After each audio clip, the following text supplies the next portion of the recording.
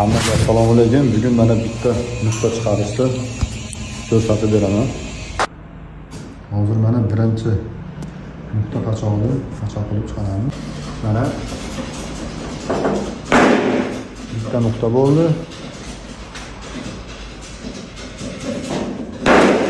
Bu отдельный.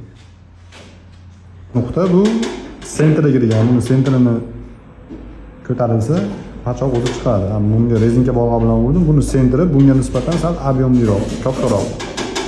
O'shanisida farq qiladi. Bu tezroq bo'ladi, bu sekinroq bo'ladi. Tashlik chap qo'limizda bo'ladi. O'ng qo'lda mana shunday. Chap qo'lingizni chap qo'lingiz o'ziga moslab shunday ushalib bosiladi. Eng qulay variant shu.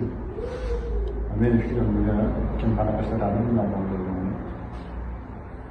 Do'st chetdan solamiz mana.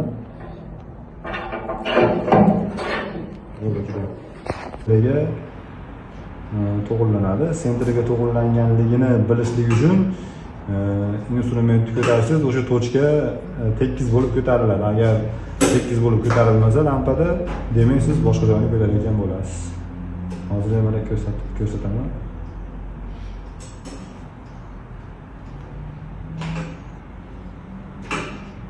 Mana. Ko'rdinglar mana. Agar sentrini ko'tarsanglar, lampani shakli shunaqa narsaga o'zgaradi. Işte yengil ko'tarib qo'ysanglar.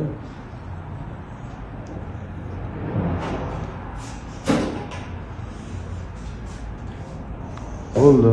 300 ming les. Yonini sal qo'shib qo'yiladi bo'ldi. Endi ikkinchi pachoqqa o'tamiz. Ko'ryapsizmi ikkinchi pachoq?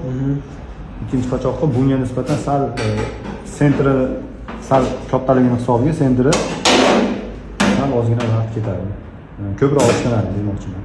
Mana bitta, ikkita, uchta qilinadi. Shunaqa qilib sekin-sekin chiqariladi mana.